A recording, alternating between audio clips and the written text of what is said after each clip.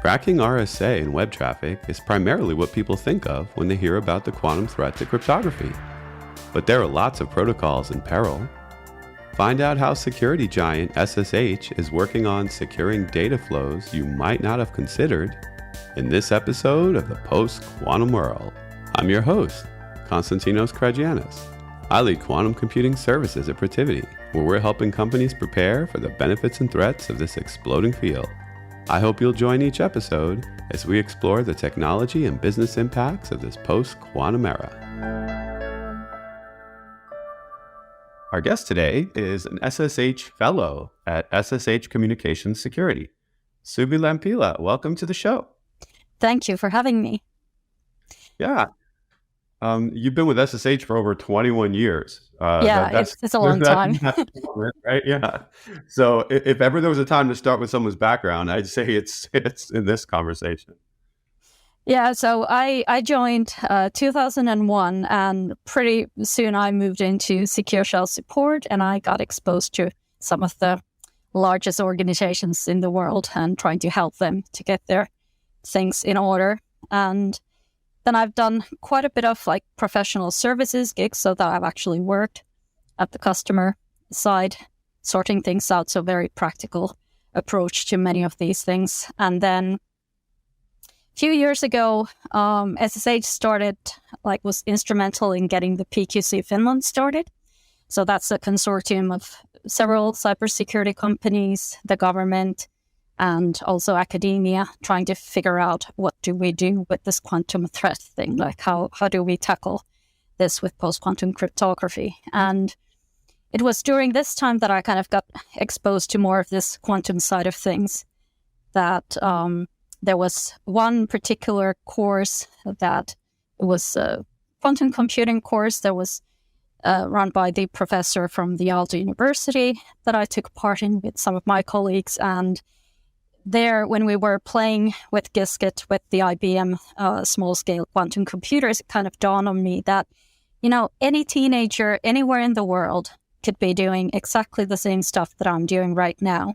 And it kind of shifted my thinking because up until that point, I had thought about that the threat will always come from some sort of nation state or the large organizations like Microsoft or Google, who would have the resources to actually do something with the quantum computers.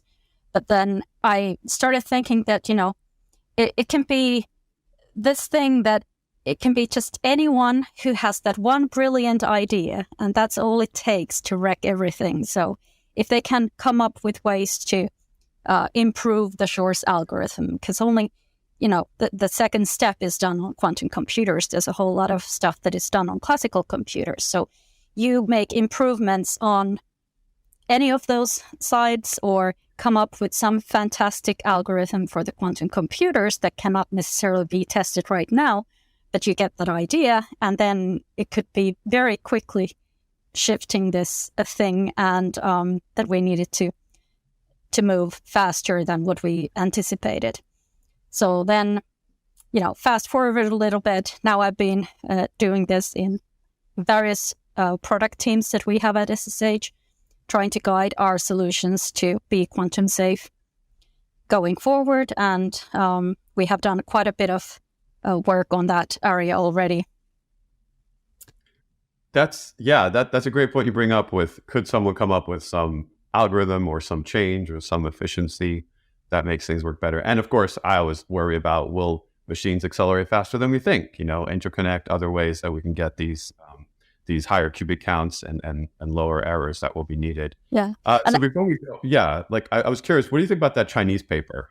Oh, well, I heard about the news when I was jet lagged in Singapore, and I was like, oh, great, I have to start explaining this to our customers.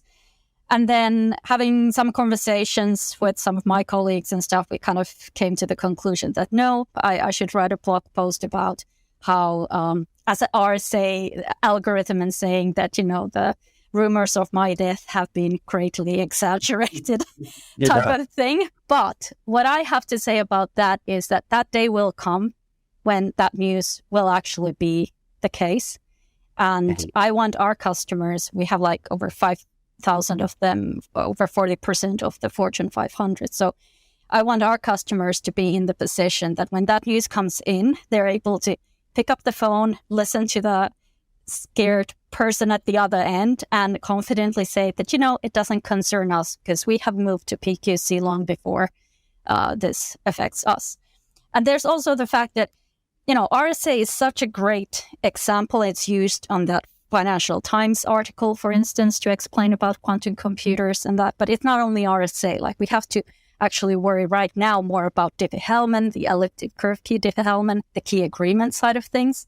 We need to get that sorted out before. And that's one of the kind of gripes that I have with the post-quantum as a term, because it gives this illusion to people that we have all this time because it's something that happens after. And I'm there trying to say that no, there's these things that your secrets exist right now. You have to do something right now if they have any value in, years after this time when you've been transmitting them across the internet with our current encryption protocols. So, I hear from our customer base, one of the best things that I heard when we had our customer advisory board in London a few months back, and we met with some of the large financial customers and their technical people, and they have this morning prayer, which goes please, please, please don't break RSA before I retire. And I kind of love that, but I hope that I don't have to retire, wait until my retirement until that. But, it's a possibility being kind of already in this business for decades. And I don't know how many decades I have left, but still, that's a long answer to a very simple question. Sure. It's harvest now, decrypt later, obviously. Moscow's theorem comes into play here. Your secrets have a shelf life. Then there's the amount of time it takes you to migrate to post-quantum cryptography. That's a lot of years. And I think we're going to have a machine before then that can and then I also think I have no scientific evidence to back this idea up, but my own gut feeling says that long before we get to the stage where the quantum computers, and I like to call them kind of usable qubits because sometimes dirty qubits will do the trick. So long before we have the perfect quantum algorithm thing that will break, for instance, RSA, we will have something that will break the current encryption, something that will weaken it to the point where we're going to be scrambling. So stop worrying about the high fidelity gates, the number of qubits, whatever kind of qubit volumes you want to phrase it, and start worrying about what will happen, when that happens. Is it going to be existential crisis for the organization like it is for financial institutions, or is it going to be just a mere embarrassment that your secret data gets exposed? Yeah, that's a great point. There is that feeling, that gut feeling that something could come in between, right? We're already dealing with this in everything. We have hybrid quantum classical. We have, solving problems by combination with innovative ways. We have quantum inspired, solving problems on classical hardware with innovative ways. Why couldn't there one day be something? Maybe even that Chinese paper evolved. Maybe they find a way to do QA. And if you think about the Chinese paper, I think it was pointed out at some point that, they built on some prior research, and then somebody else is going to build on this, and one day somebody's going to claim the prize for breaking RSA because there is a cash prize if you're able to do that. So, and I'd love to put a link to your blog in the show notes, so folks can check that out if they want to dig deeper into that. So it's actually on a company side of blogs is where I talk mostly about these sort of things. So my own personal blog is about Eurovision Song Contest and all the other non-quantum stuff. Quantum computers are going to threaten that too, because they'll enable better AI, which will write new songs for Eurovision, and the winner will be a chatbot. Okay, so let's take a step back for a second. And what does a fellow do at SSH? I mean, it's probably not a job to many people. Well, I love how my CEO introduces me to some of these things. He often explains that he's the CEO of the company, and this is Suvi our fellow, and Suvi does what she wants. And I like that, even though that's not exactly the description of what I do, but it does, like, there's only a handful of us. So there's Tatu Ylönen, who's the senior fellow who invented the Secure Shell protocol. Then there's Tero Kivinen, another senior who's still active in IETF, getting the IPsec side of things in order. So, for instance, in the Internet Key Exchange, there's currently, that's the furthest along in the standardization. So we will have quite soon that framework, how you're able to combine any number of classical algorithms with any number of PQC algorithms to fortify the key exchange. So, for instance, you could do a situation if you have to follow different jurisdiction recommendations. So you could have like the Germans, where the BSI recommends Frodochem, combined with the American NIST recommended Crystal Skyber, and then throw in elliptic curve key Diffie-Hellman for a good measure. And everybody's happy in their own jurisdiction. So that's possible to do in IPsec. So that's what those guys did. And then there's me. I'm the third fellow. And I got this, is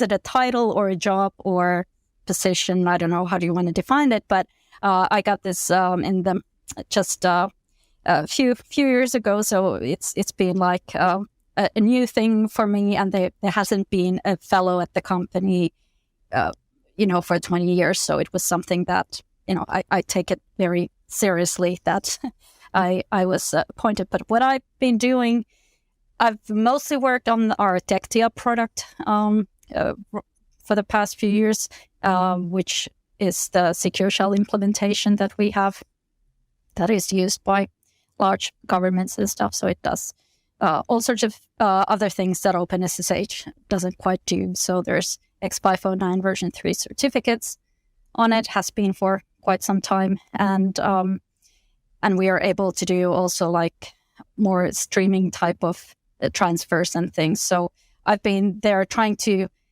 figure out like what sort of combinations of these PQC algorithms should we put in there and the parameter sets. And it's obviously we have a team, so it's not just me making all these decisions on my own, but that has been one side of it. And then the other side is doing this sort of podcasts or going around the world, speaking at various things, getting our customers up and running with their PQC migration programs and stuff. And it has been very interesting. So what I do is like, I need to figure it out on my own. Nobody else kind of tells me what to do. And then at the same time, it is, I get to blame only myself if I have a boring job. So that's kind of the thing. So it's a little bit of coding here and there and helping customers on one side and planning the future. Is the coding like for rolling out something in a unique environment for a customer, that kind of thing? Or is it developing a new module or something for sometimes it varies. Like I've done front end stuff mostly, and some of the like when we had to update certain, like we have this, for instance, trusted mode OCSP is something on the PKI side that we've had to put in place because let's put it this way, PKI has a very should I say, like, it's kind of a curse word. Like if you go into some sort of customer setup where we have to bring out a PKI, I get sides at the other end because they immediately think like, oh, it's going to be a horrible process, like a project from hell. And there's a bad rep for it. And we're partly blamed because some of the PKI standards were also originated from SSH. Obviously, we're mostly known for Secure Shell, but we have contributed quite heavily to PKI standards and IETF things on the IPsec side of things. But this, so this, many of the things I feel that they are part of problems that have been done in the past, how PKI has been deployed.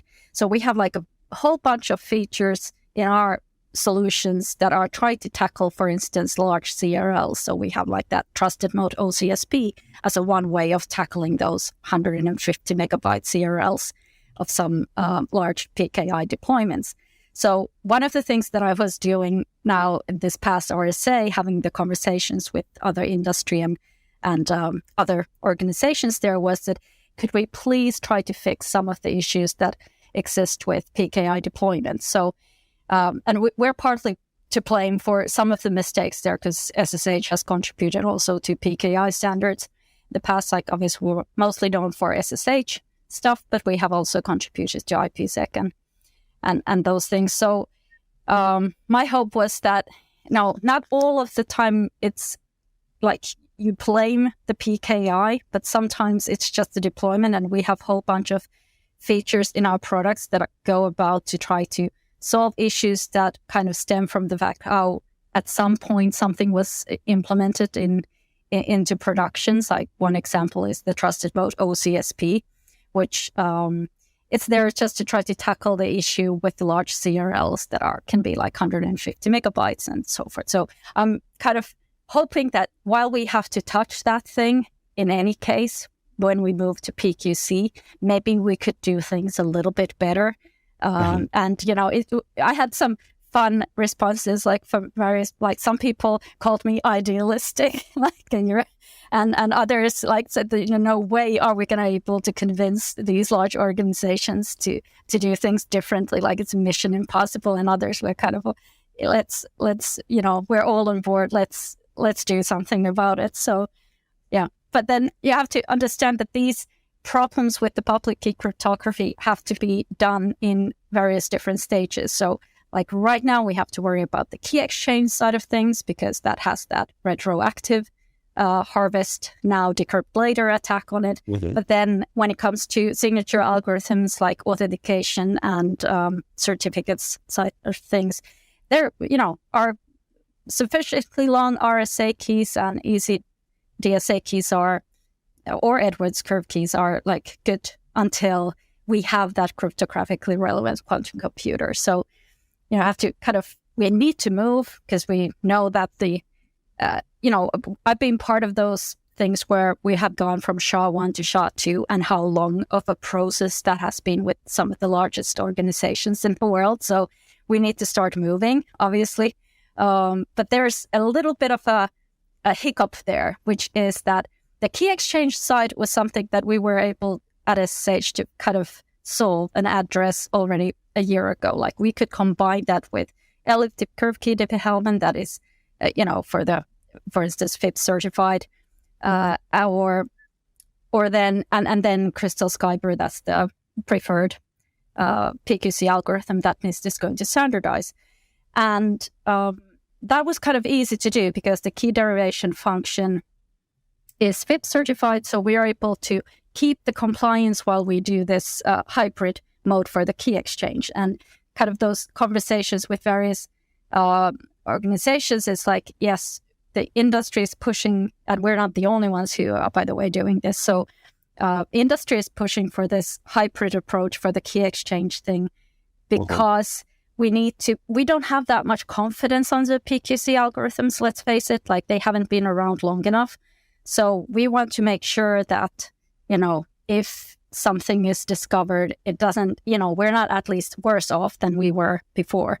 So it's going to be at least as strong as each of those because you still have the other mechanism. Yeah, you still have that other thing. And then even going forward, like, I mean, it's probably a more difficult task to crack this combination of elliptic curve key development with PQC algorithm than it would be just the PQC algorithm alone.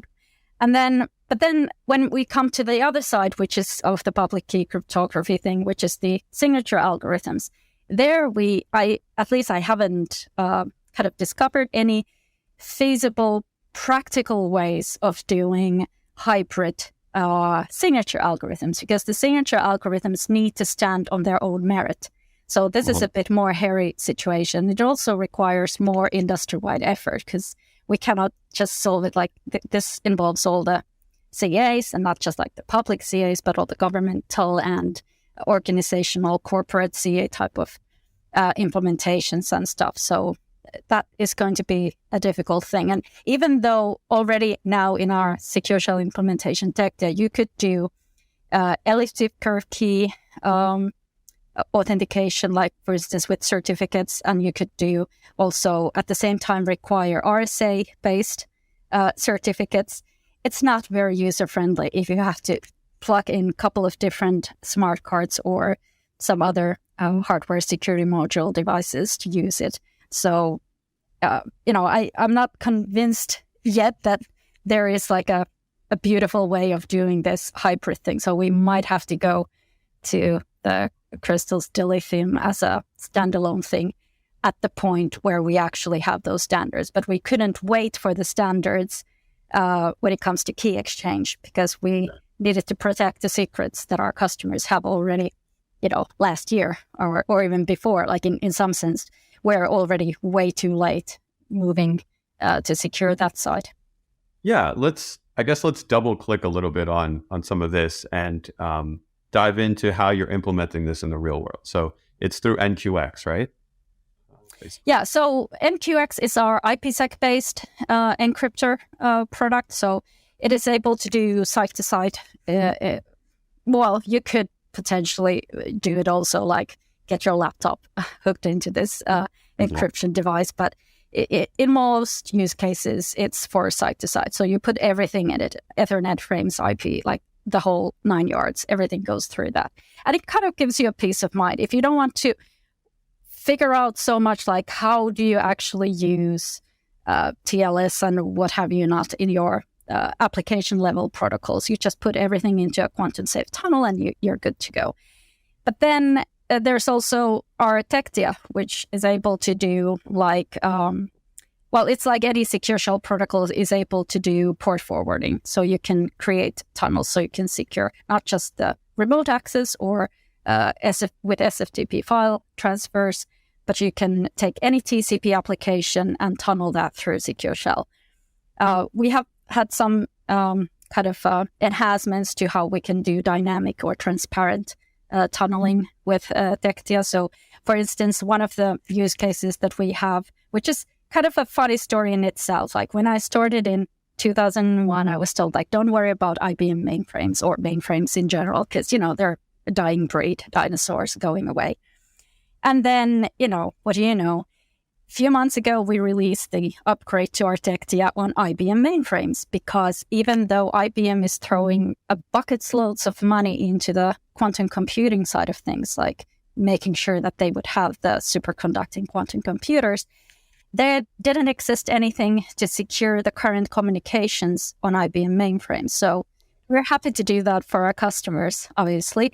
And then how we do that is that we will capture what would be insecure connections, or in a situation where there would be, like, for instance, you could do the same thing also with, for instance, TLS 1.2 version protected things that is not going to be quantum safe. So you could capture that traffic and then put that into a quantum safe tunnel and be happy with it while you figure out how you're going to actually then upgrade from, for instance, TLS 1.2 to 1.3, which is kind of prerequisite before you're able to put the PQC algorithms or the hybrid algorithms in.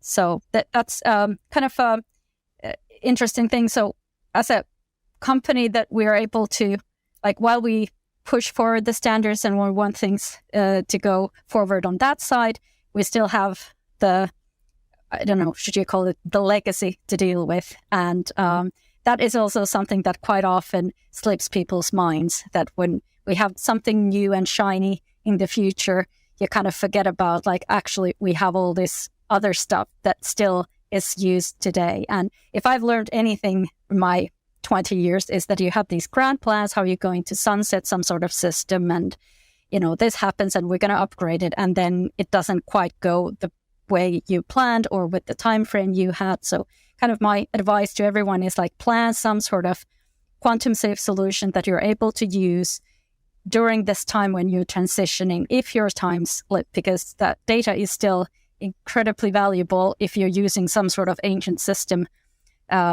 with it. So it's like there's a reason why you're using something old. Like you don't use it just because you want to use something old, and you use it because there is some business need behind it, and you need to start thinking what those critical things are. Like I'm so glad that the U.S. government has done their bit here, because they have put pen on the paper in the White House on several occasions that has changed the trajectory, how we get pushed to do things, not just industry, but how the customer side gets pushed to do things. So, it has been, I did a whole episode on the White House memorandum, the NSM-10 document. Yes, I did listen to that. It was a good great. episode. Yeah. Thank you for the education for the masses on that one. I figured that's going to hit industry. Regulators are going to just cut and paste that. They're not going to make up their own new, knowledge on the subject. The money was spent, the research was done. This is what the private sector can expect.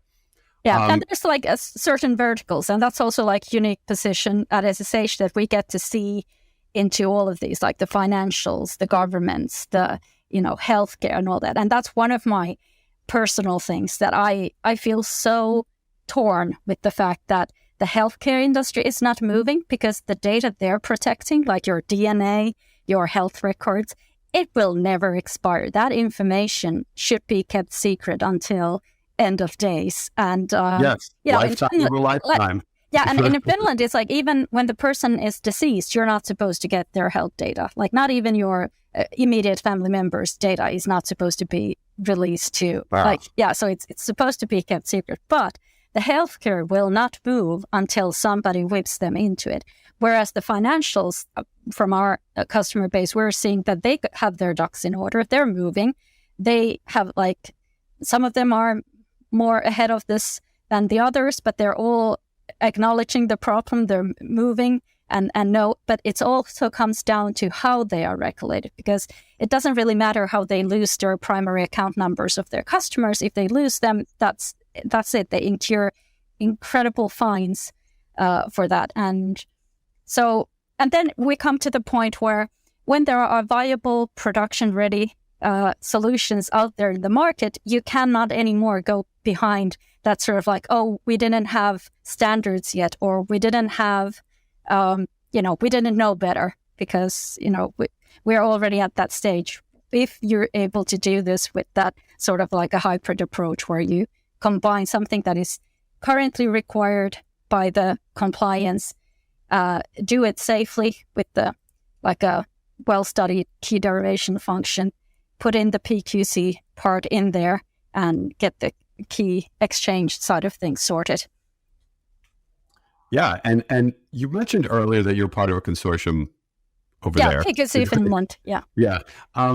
So how do all those other groups view NIST? Like, I kind of view it as like, is this going to be a major moment that everyone else is just going to follow, or are other countries and other consortiums going to be like, that's cute, but we're going this way? Like, what's going to happen? So there's like everybody will follow what NIST is doing, but then they will not necessarily adopt what NIST recommends. So, for instance, BSI so the BSI is the German standardization, and the French, they have chosen, for instance, Protochem that didn't make it past the third round. But in this competition, Protochem wasn't disqualified because it wasn't like they had concerns about its security. I think it was disqualified from the point of view that they felt that Crystal Kyber, being the fastest of the lattice algorithms, was more suited for the use cases that they were thinking. And then the Germans just went with more conservative approach, because it's not structured lattice that Protochem is based on. So I don't know if it was, did history play a part here that they want to be more on the safer side, thinking like what had happened in the past to some of these encryption things. So there's that. And it also kind of comes down also to this thing like, how do we know that the cryptographically relevant quantum computer exists? Like, there are parties in this world that they will not tell us, if it exists. So there's also that sort of thing, like when NIST makes some recommendations, you have that kind of thing like, are they informed by something that they're privy to, some information? Oh, conspiracy theory time. The conspiracy theories, like how does it work? But then I always like for those like, well, we have to like when we have to make those decisions, what kind of options do we offer for our customers in Artectia? So we chose the level 5 parameter set because we didn't feel that the level 1s were kind of future-proof enough. The level 3s at this stage doesn't make sense. Possibly not for like these online protocols that we deal with mostly. But it might change like with the standards, but most likely not, because when we made those decisions, it felt really nice when the CNSA 2.0 came out the last September. So after the releases that we had made, and said that we actually require in the future, like for all classification levels, the level 5, which means that we target the 256-bit security level. So that is something that, it makes things easier on the practical side, because we don't have to now think about like, so what level kind of environment are we dealing with, what algorithms we choose. So it reduces the complexity, it reduces the chances for human error when there's only pretty much like the one choice. And for those customers who are a bit iffy about NIST, then the option they can use with our products is like elliptic curve key development with Edwards curve combined with Frodochem, for instance. Or we have implemented also the, like in the secure shell side of things, we've implemented the OpenSSH choice, which they chose streamlined entry prime combined with Edwards curve. So it's not the level 5 parameter sets, but it's there because interoperability reasons. And then when we went ahead, we had to also implement at the time, because we didn't know what NIST was going to choose. So we implemented also FireSaber, so the Saber strongest parameter set for that combined with elliptic curve key development. But that was already removed from the defaults in last August after the NIST came out with their round 3 selection on it. So, you have these options, but what I would like to point out, and I'm sure a lot of others have, that the AES, that is the standard everywhere in the world, and it's a NIST standard, that didn't start its life as kind of American. None of these PQC algorithms started their life as American in any way. Like, they're very much international effort. Many Finns have worked on various algorithms on this. So it's not like AES started its life as Belgian. So it was Reindahl, and it was more Belgian algorithm than anything else. NIST standardized it. Nobody questions it anymore, like that it's a NIST chosen thing. And by the way, it's something that I find kind of odd in many ways, that when we talk about these things, that we should make clear distinction that even though Grover's algorithm on the quantum computing side attacks symmetric algorithms as well, AES, as far as we're aware, unless there's some sort of new attack vector discovered in the future, it's going to be quantum safe, like until foreseeable future. We don't have any reason at this stage to change the symmetric algorithm. It'll be quantum sort of. It'll be weakened, right? Like AES 256, for all intents and purposes, becomes AES 128 once we have. And still, it'll be like long before you and I are feet under, and our children and their children and so forth. Yeah, it just weakens it. It doesn't defeat it. Yeah, and then there's also, you have to think about like the use cases for it. So, for instance, in these online protocols like Secure Shell and IPsec, we do RIG-keys frequently. So, for instance, in TechDay, it happens every gigabyte or every hour. So, while that is not quantum safe, but it's I like this term that I heard when I was in Singapore. It's quantum annoying. So it'll make it more difficult to crack it when you're constantly changing the session keys within a session. Now, TLS might be sometimes a little bit more tricky, because you can do with TLS sometimes like these using kind of the same session. So if you do kind of a restart on TLS, then that's a slightly different thing. And then, of course, when you talk about like data at rest type of situations, then, I wouldn't use AES 128 for that at this stage. I would definitely use AES 256 for those, which probably, hopefully, everyone is already doing. So, yeah. But still,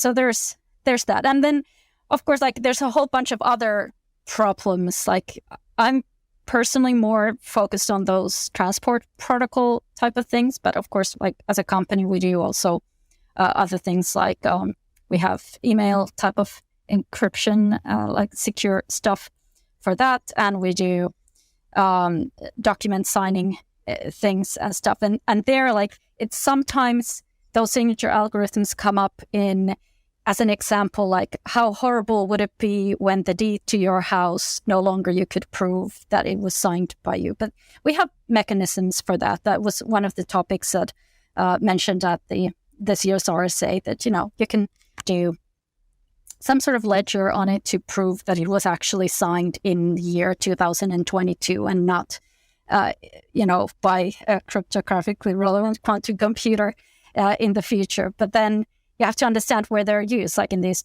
transport protocols, when it comes to the authentication, the challenge is sent and it's signed right there and then. So it has to be PQC algorithm for those use cases, hopefully sooner than later. Yeah, so you brought up a lot of points that people just are not considering. This talk is usually, the subject matter is usually just RSA, postcard. That's all you ever hear. It's just that one thing. And well, it's easy to explain because you can explain it from the historical point of view that, in the past, we could just double the key size of RSA and we were good to go. And then, I'm like, oh, what about the mod P groups of like every single VPN, stuff is using that at Secure Shell. Those are the standards. And then that suffers a similar fate as RSA going forward. So people need to understand that this is going to be about, we're going to have new standards. We're going to have new tools. We're going to have to look at what legacy things still need to be implemented, where the crown jewels are, how this is like an assessment and a walkthrough and an implementation of protecting crown jewels and critical things. It's not just like, oh, we plug in one little thing and we're good, right? This is going to be a major thing that people are going to have to start addressing and have their hands held possibly. Yeah, exactly. So I often tell people that, remember how painful it was going from SHA-1 to SHA-2? Well, and how long it took. So I have this story. So one of the reasons why we were able to do this key exchange already now into this production quality stuff is that we have done this before in Secure Shell. So I should say that in Tectia. So I think it was in 2011, we implemented the SHA-2 variants into our Tectia, so ahead of the standards. We were able to do that because Secure Shell protocol has been designed so that you can do easily these at SSH COM extensions or some, and it doesn't break interoperability with everybody else. Like TLS wasn't planned that in mind, so it has only come in the latest versions that, they actually sent these sort of, I guess you could call them like a bogus protocol messages to make sure that the other side will not, trip on its feet when it encounters something it doesn't understand. Well, Secure Shell we did a bunch of stuff with the SSH1 that we're not proud of. That we first want to admit that, there was man-in-the-middle attack with it and a few other things. So we fixed a lot of things in the beginning already with the SSH2 protocol that now TLS 1.3 is addressing. Going forward. So we were able to do this because we did that SHA-2 thing back in 2011. Then our implementation eventually became the standard in Secure Shell. And then our customers had been compliant already for years before it became the standard. Now we're hoping the same thing happens with these post-quantum hybrid key exchange algorithms in Secure Shell. And then, so it was 2011 when our customers were able to use SHA-2 algorithms. So last year, we thought that, it's a good thing to now get rid of SHA-1. We can disable it from the use cases where it matters. So there's only one use case in these transport protocols where you're still allowed to use SHA-1, and that's with HMAC because it's not, that is not based on the collision resistance of the hash. And even that is going to be removed in the future because it's too complicated for customers to understand where you can and where you cannot use SHA-1. So we removed SHA-1 from the defaults last year, thinking that we had given our customers over 10 years to migrate, and they thought that they were already past the migration phase from SHA-1 to SHA-2. And guess what? Things went up like lights went up like in Christmas tree in some of the organizations, because even when they thought that they had done everything they needed to do, getting rid of SHA-1, they had not. And for some of them, it came as a bit of a surprise that actually they still had something in some corner of the organization using SHA-1 algorithms on the secure shell side of things. So I'm telling them that the good news is that, we're going to get to do a whole lot of work again together. And the bad news is that we have to do this faster than the 10-year time frame. And it's way more insidious and everywhere than that SHA situation, right? I mean, This is everything, not just, Yes. It's everything. So it's going to be a big problem. And I'm glad you brought up a lot of these points today, because people aren't thinking about all the facets of it. And I really appreciate that. So with SSH, of course, it's one type of tunnel, but obviously, as you point out, point to point, you can do a wrapper, you can have everything go through. So there's a lot at work here. And when I think of companies that want to start protecting critical data now, these types of solutions are useful, because point to point might be where they're worried, or they are just worried about their admin logging into a server and that kind of information being, obtained or something. So these are more of the tools in the toolbox for getting us there sooner. I didn't know if you want to leave us with any thoughts about what you feel is coming right next month after this airs. We are expecting more surprises from NIST. It's July again. Woo! So will happen, right? And then, of course, in 2024, we're expecting the standard. So I don't know if you had any last thoughts on what you see coming down the pike. Well, I don't expect too drastic changes. I would be very surprised if there would be like a big news bomb. I think it'll be just continuation what has already passed. So don't quote me on that, because whenever people make predictions, things might often not quite end the way you predicted. But what I would like to say about like transitioning to this PQC and stuff is that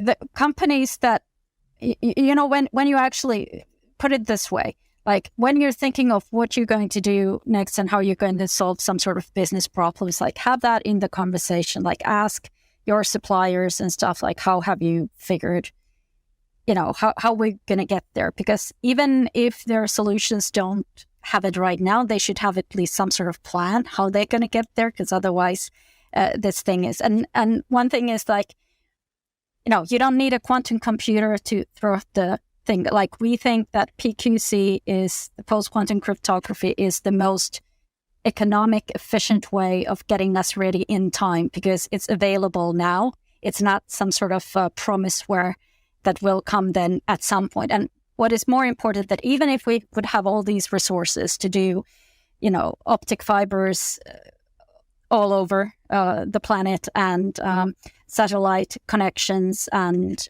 beautiful weather to actually be able to use those satellite connections and all that, you still kind of leave that end-to-end security. And I don't personally want to go back to the days when I would have to forgo my mobile phone and start using a telephone again with optic fiber getting into it, or trying to do kind of some sort of line of sight base station with my mobile phone. Like I'm quite happy with this Finnish invention the way it is. So like getting the PQC in there, it's not the most glamorous, especially like listening to all the other stuff that you have in your podcast with quantum key distribution, other fantastic phenomena, but it is a robust way that can be used with proven in use technologies efficiently and in a safe way now when it actually matters.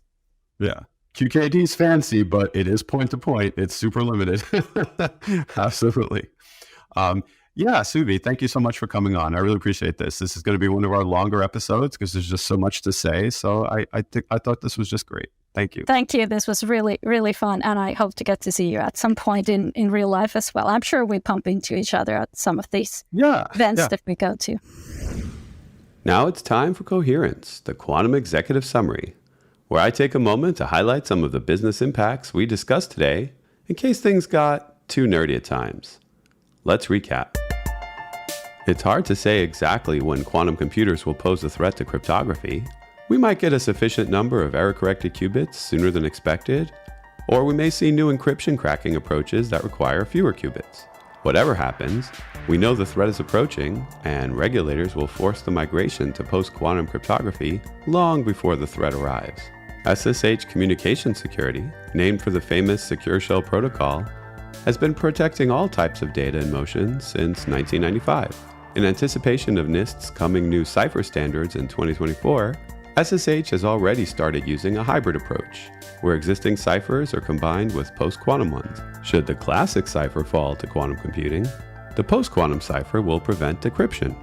And if the new PQC cipher has a flaw, for now we're no worse off because of the existing cipher's encryption. SSH has developed a number of PQC solutions that also protect against classical attacks. A few notable ones include NQX, a quantum-resilient encryption solution for transporting Ethernet and IP traffic across any network, private or public; Tectia Quantum Safe Edition, an application layer encryption solution for securing data in transit and TCP/IP networks. This includes file transfer, application to application, machine to machine, and secure remote access. Universal SSH Key Manager, or UKM, can enforce the usage of the quantum-safe KEX algorithms. And Sherlock, with 2 S's, that's a post-quantum resilience discovery and audit tool that aids in transitioning to quantum-safe security in existing secure shell estates. Even though we're all awaiting the NIST standards, SSH is in Finland, and Suvi points out how cryptography is not always of US origin. It will be interesting to see how the world works together to start addressing the quantum threat, especially after the standards come out next year. That does it for this episode. Thanks to Suvi Lampila for joining to discuss SSH's approach to post-quantum cryptography. And thank you for listening. If you enjoyed the show, please subscribe to Protiviti's The Post-Quantum World, and maybe leave a review to help others find us. Be sure to follow me on all socials at Constant Hacker. That's Constant with a K, Hacker. You'll find links there to what we're doing in quantum computing services at Protiviti. You can also DM me questions or suggestions for what you'd like to hear on the show. For more information on our quantum services, check out Protiviti.com or follow Protiviti Tech on Twitter and LinkedIn. Until next time, be kind and stay quantum curious.